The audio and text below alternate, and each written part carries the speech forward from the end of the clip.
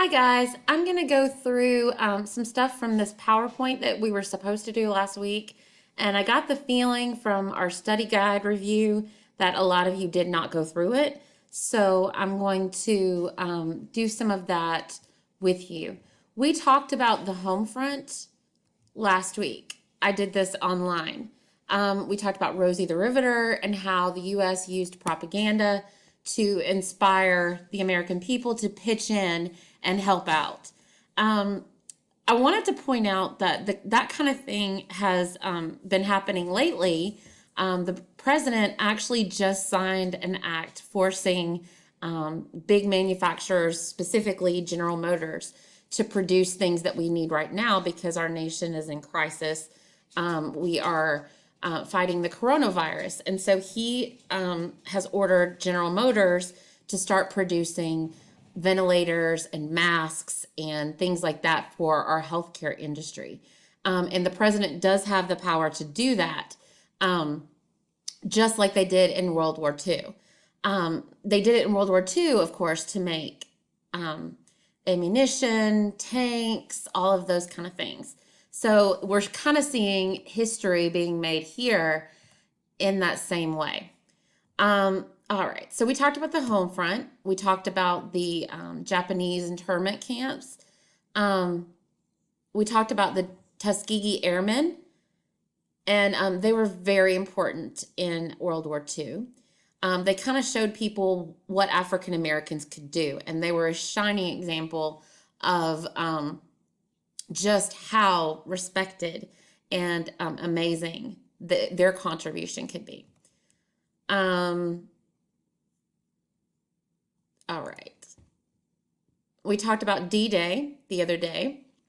I saw that some of you watched the video, and from your comments, I'm not sure you quite understood it. D-Day was when the United States and its allies decided that they needed to invade France. And in order to do that, they prepared for the invasion. They started to increase their bombings, and they began to gather the troops in Britain because Britain was right across the English Channel from France. So the Germans kind of knew something was happening, that they didn't know exactly where the attack would come from. So on June 6, 1944, the first wave of attacks began on the beaches of Normandy, and that's in France. Even though it was almost delayed because of bad weather, the invasion began with paratroopers who jumped from the planes into the dark. They did this at night, guys. They jumped into the dark and they started taking out the key targets from the Germans. They began destroying bridges, just allowing for the next wave of the attacks. And then they also dropped dummies from the airplanes. And they did this to confuse the Germans, to make them think this is the way they're coming. And then they would spend all their firepower that way. And then it was kind of a misdirection, kind of like you do of flea flicker in football. The next stage of battle began with thousands of planes that started just bombarding them with bombs. And then came the warships. And these warships carried men, they carried tanks, all of those kind of things, and they came from the water. There was over 6,000 ships that carried troops, tanks, and they landed on the beaches. And by the end of the day, 150,000 Allied troops had arrived and began to push their way through France. And their goal was to push the Germans back out of France, back towards Germany. And on the same front, Russia was coming from the east, and they were pushing them back that way. So it's kind of to quarantine them and force them to surrender because they would be surrounded at that point. By June 17th, over 500,000 troops were able to push the Germans out of France. All right, so I do want you to go back. If you have not watched that video, it's a really good video, and it shows you kind of what it was like for those men that, and you have to remember, some of these were 18-year-olds, 18 to 21. They were young, and they were risking their life to go push those Germans back out of France. Um, all right, let me go back to Iwo Jima. Wrong. Okay, that's not helpful. Sorry, guys. Um, all right, we're going to talk about Iwo Jima. Once they had pushed the Germans out of France, there was another campaign to push the Japanese, to defeat the Japanese. They began a campaign called island hopping because Japan is made up of several different islands, and that was their strategy. The Allies needed the island of Iwo Jima because it was within fighting distance of the Japanese capital. And it was large enough to provide tactical support. That meant that their airplanes could land there, and their Navy ships and things like that. It was a terrible battle, and many U.S. soldiers were killed. The most difficult part was the struggle to overtake the top of a mountain. And you can see this picture that we have here. This is a very famous, kind of like an icon of World War II. And you see those soldiers struggling to plant the flag at the top of that mountain. And it's kind of a symbol of American heart and determination. And it's very popular. I'm sure you'll see that throughout your life. There are a lot of medals of honor given for this battle. I talked about the photo that you saw on the previous page. There's also a video attached in this PowerPoint. I want you to watch that, please. It is very important that you watch it. All right, so while this is going on, and the Germans have been pushed back out of France, you can see this map that I've put here.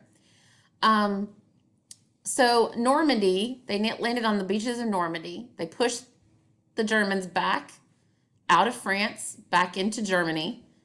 On the same front, the Russians were pushing them back through Poland and back into Berlin. There's a video here, the road to D-Day, from D-Day to VE Day. And VE Day was Victory in Europe Day. And that meant that basically they had defeated the Nazis.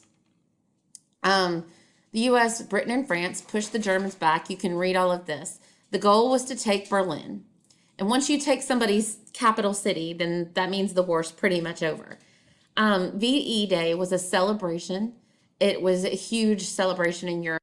It marked the surrender of Hitler, the surrender of the Nazis. And it is celebrated on May 8th, and it's remembered even to this day.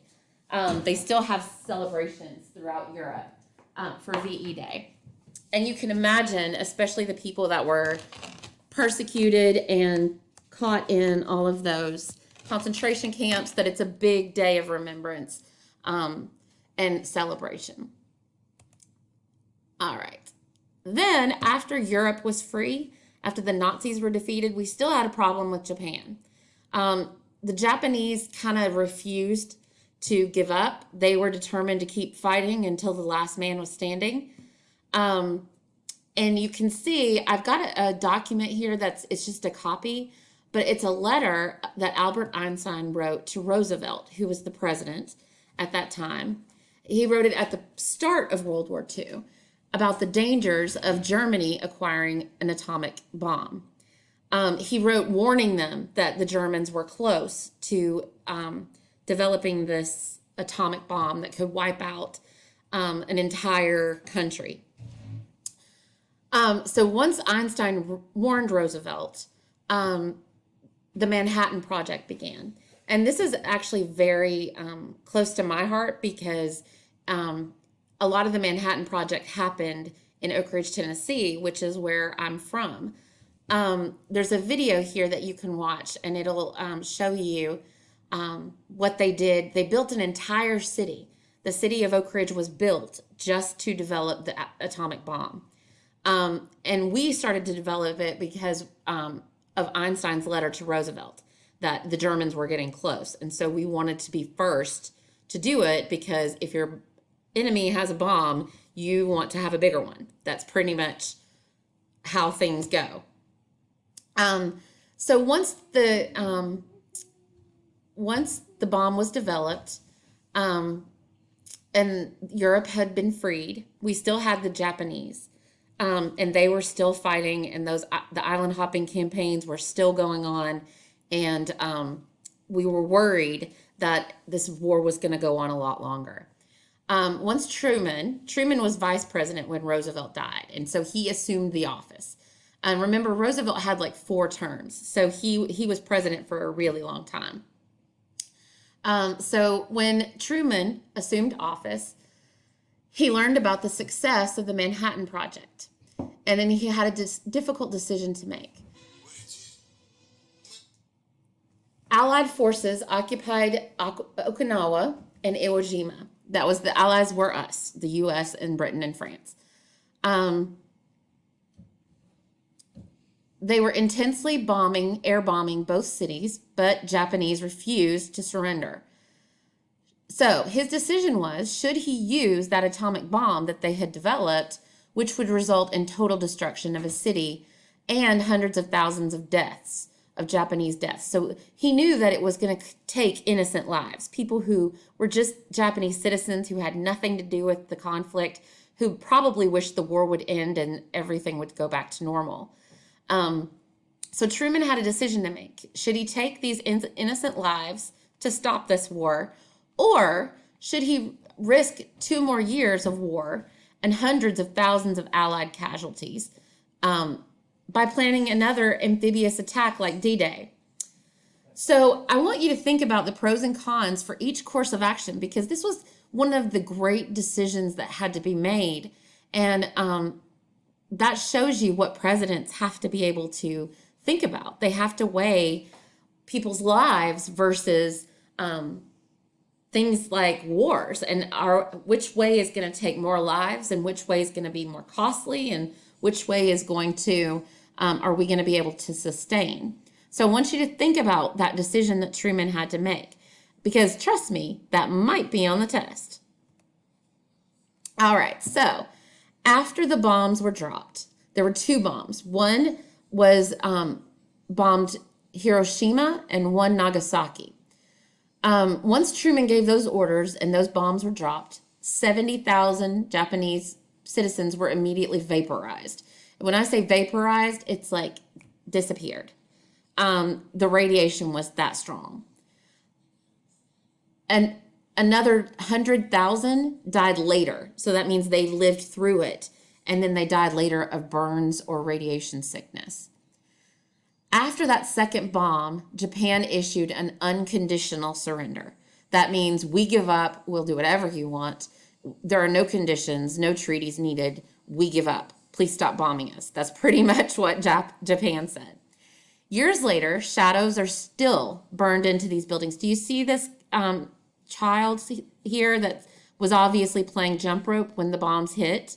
And that shadow is still burned into those buildings because the light and the radiation was so intense. So again, when you think back to what the decision Truman made, I mean, this is innocent little lives that were taken by this decision, but he did it to save American lives. So it's something that it's kind of one of those moral dilemmas about whether, do you risk some lives in order to save others?